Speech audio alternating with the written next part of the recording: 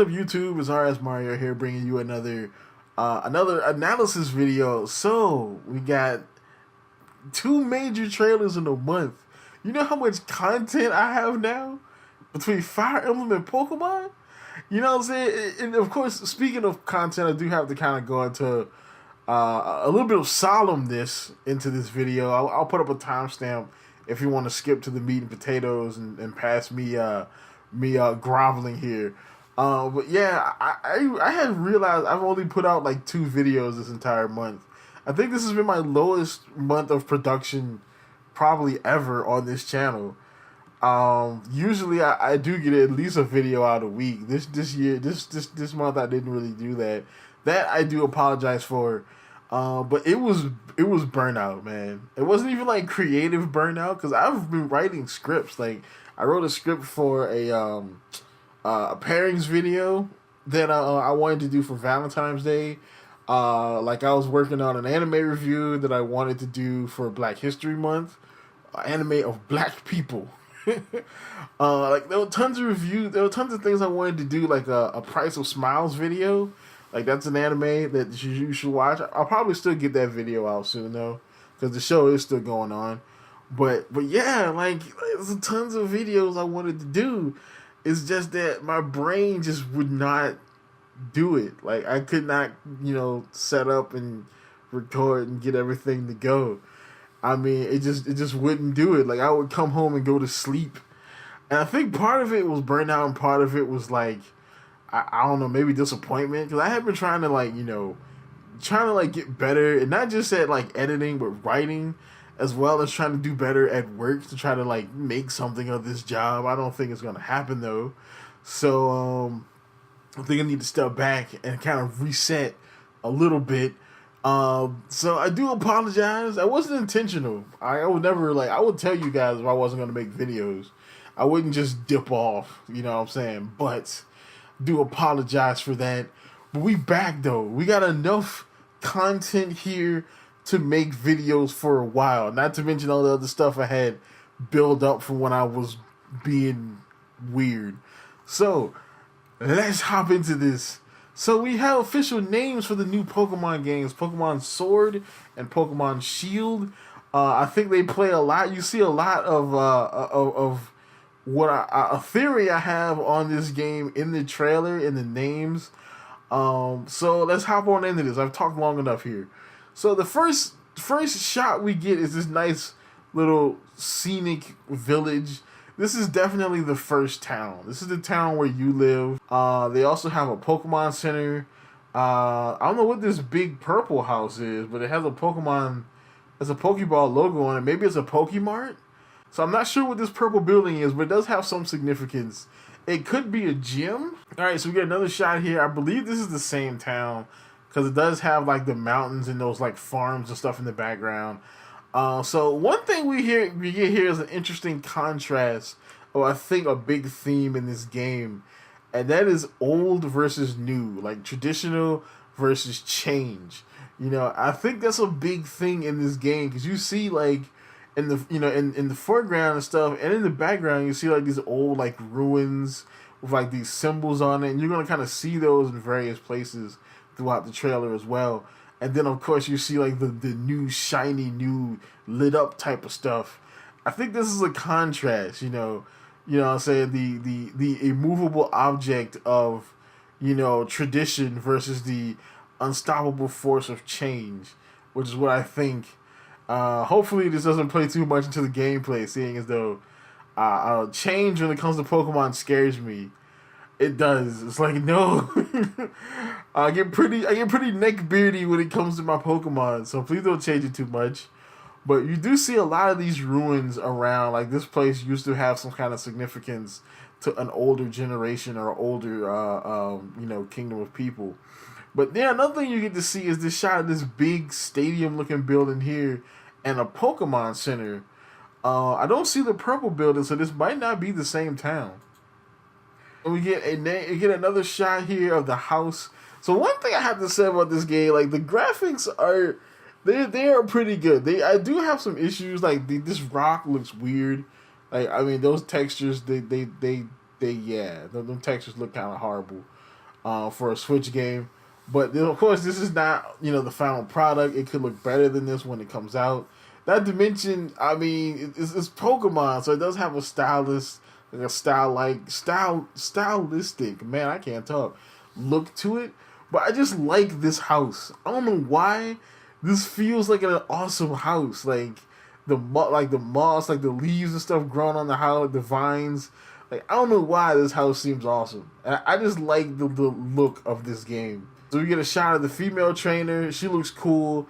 I would say the character model does look a little bit better than the Let's Go model, but it does look, look pretty much the same. And then we get another shot. Now this one, I think this doesn't look like the same purple building because it doesn't have that big like steeple point to it. But there's another purple house, so maybe that is significant. And there is definitely a Pokemon battle, like a little battle area out here. So maybe that's another gym. I don't think trials come back. I think they have something different in this this region. But look at that water though. Okay, like that's the thing. I mean, that's why I think that this, because people were complaining about the graphics, saying that it wasn't as big a jump between away from Let's Go that they thought it was. But I'm like, one, it is a game. It's not the final product. And two, like, look at that water though. That water looks freaking good. Like, I don't know if this is a cutscene or not, but that water looks good though. I'm just saying. Alright, and then the one scene that gets me whenever people talk about the graphics for this is this scene right here. Because this does not look like anything I've ever seen in a Pokemon game. And this is the kind of stuff I'm looking for. I've never seen, so this does not look like a Pokemon game. Alright, and this looks like some kind of big, massive RPG. This is like something, I mean, now I will say that graphically it looks a little different. But it does look like something you would see in like Red Dead Redemption 2. Not graphically, I'm not saying it looks photorealistic like Red Dead 2. But as far as this scene with the mist in the trees, this looks like something that you would see in the early morning riding your horse on Red Dead Redemption 2. You will see this in a Pokemon game. So to see stuff like this, I mean, is it going to be a weather system? I mean, this could be a cutscene because you don't have the message down here that says this gameplay footage is not final or whatever. You know what I'm saying? So this could be a cutscene. Like, you go to this area and they show you this misty woods or whatever. So this one right here, so basically I think this is one of the major cities on the map. I am going to do a separate video about the map. But yeah, definitely, it's definitely inspired by London. Because this looking at this just reminds me of Assassin's Creed Syndicate, which wasn't a bad game. If you do get a chance, you should try it out. It's not a bad game at all, but this definitely reminds me of Assassin's Creed Syndicate. Another thing is, it's very, very mechanical for Pokemon. Like, but Pokemon's always had like its industrial areas, but they've usually been kind of like far like the power plants and labs and stuff like that. But this feels like big industry, like factory, oil refinery type of stuff, like big steeples of smoke. You know what I'm saying? So I mean, they could be playing into the story. Traditionalism versus change. Like all of this industrialism is destroying Galar, which is the name of the region, and of course, maybe the evil team is they're like tree huggers. They're like earth nuts. They're like not bioterrorists. They're like geoterrorists. You know what I'm saying? They want to blow up stuff to save the world. They're like Daniel Bryan, the evil team. So then we got another shot of this. So this right here is an interesting one. So this is a closer shot of that big like arena stadium like place. And you see that there's this symbol. This symbol pops up several times, specifically around these type of buildings. And I believe it's in the logo too. I have to look at it again because I didn't see it, but some people have been saying it's actually in the logo, which means that it'll probably contribute into whatever the gimmick is for this game. Of course, again, we get to see, the contrast of old versus new. We get to see, like, this old ruin, with these, like, old symbols on it You know what I'm saying? And right in front of this brand new shiny stadium looking place. We're back to the industrial town. We see that there's like it looks like advertisement for some kind of food. So maybe you can buy that. I think they look like berries. They look like berries to me. So maybe maybe you can maybe berries are gonna come back. Maybe you can plant berries, or maybe there's so much industrialism that berries don't grow. Like the soil is bad, so they have to import berries from other places. It would be interesting if they imported berries from like Sinnoh, saying as though that's probably we're gonna get that remake, in a couple years. All right, so this is a closer shot of that purple building that we got. That they had the little battle place around it, and you see there's like scars and stuff on the ground. So definitely, it's been in use for a while. I like the way that like all the buildings look like they have like these vines and stuff. It's kind of whimsical. It kind of reminds you of like Harry Potter or like Lord of the Rings or something. You definitely get that British vibe from this. Even though I don't know if houses really look like this in Britain, but I'm getting a British vibe. Alright, so this is a shot inside the stadium. So I don't know if this is the same stadium that, that had the grass leaf on it. Because, of course, he's about to annihilate a Tyranitar. So I don't think this will be that early in the game. But, yeah, this is a stadium. So there's some theories are floating around about this, that these are, like, the replacement for Pokemon gyms. And that would be kind of interesting. Like they can be kind of like soccer clubs. I mean, because this is like inspired by, the UK. Soccer is huge over there. I think it was invented by the British. So definitely, if like soccer clubs inspire the Pokemon gyms of this area, that would be pretty interesting. I need to do some research to see how soccer clubs work. In this city right here, this place right here just screams whimsical. I'm not 100% sure where this is on the map, because I've kind of looked on the map. I do see that there is a snowy area on the map of Galar, but I'm not sure where this is. But this is definitely an interesting looking location. And you can see that there's these flags, like red, yellow, blue, black. I don't know if they're different, like maybe clubs, maybe, that you can fight or join or whatever. But they're all in this one particular building. So this building definitely has some significance. Alright, so this part right here is super interesting too. So this right here is some kind of mine. So now originally I kind of glanced over this until I thought about all of the other nods to Generation 4. One of the big things about Generation 4 was the underground. If y'all remember the underground, it was kind of like this weird wireless type of function where I think you could actually like play with other people or something to that extent. You could go underground and like dig for like these like minerals and like stones and stuff, and you could like get that type of stuff and like trade it in for like rare items. Sometimes you would get rare evolutionary stones, nuggets, stuff you could sell. And maybe this is something like that. Like maybe you can go down here and dig for these like different, of course they have red, blue, and green stones to represent, red, blue, and green, the original Pokemon games, as well as Pokemon Ruby, Sapphire, Emerald. But yeah, maybe this is kind of a nod to the underground in Generation 4. This thing right here, people have been. This is already the biggest theory crafting thing in this trailer. What is this? So there's definitely some kind of religious significance to this. It looks like this kind of like Anglo-Saxon type of deity that I remember from like a documentary like a long time ago. I'm gonna have to do some more research on that.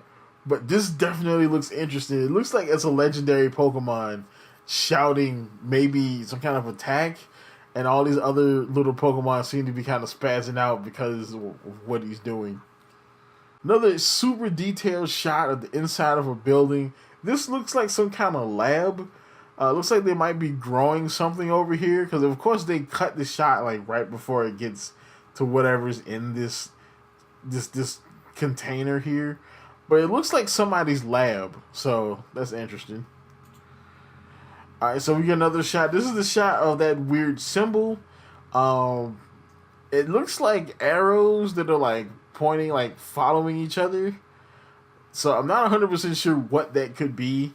Of course, the writing under it is in Pokemonese, so you can't know. You don't know what the text is. But this is definitely preceding him going into the stadium. So you do compete in the stadiums. So I'm thinking this is like, definitely like a soccer club type of deal, but it's like a gym at the same time. I think this is the replacement for Pokemon gyms. All right, and then of course we get to our starters. The first three new Pokemon of this generation.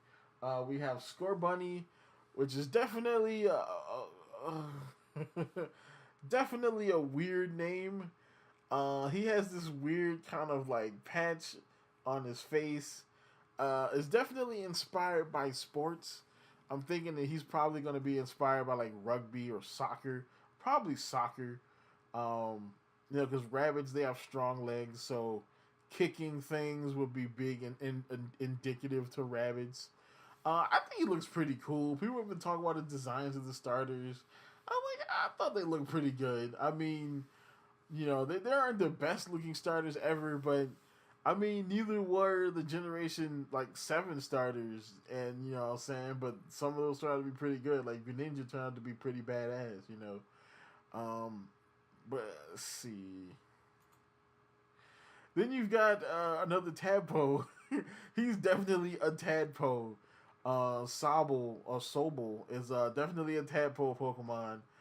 I don't know. This thing looks weirdly endearing. I for some reason I like this. Like it's weird veneer of like depression and anxiety. It draws me. I might have to go with the water Pokemon as my first one and not the grass one.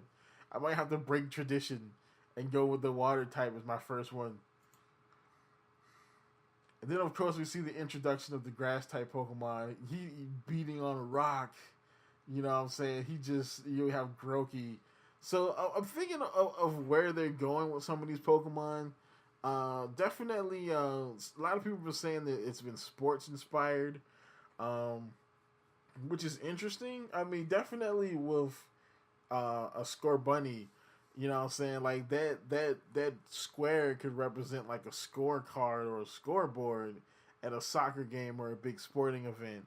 I definitely think it was probably gonna either that or it's a band-aid, but Scorbunny it works on multiple levels because even though it's a dumb name, score for scorch or score for score in a game.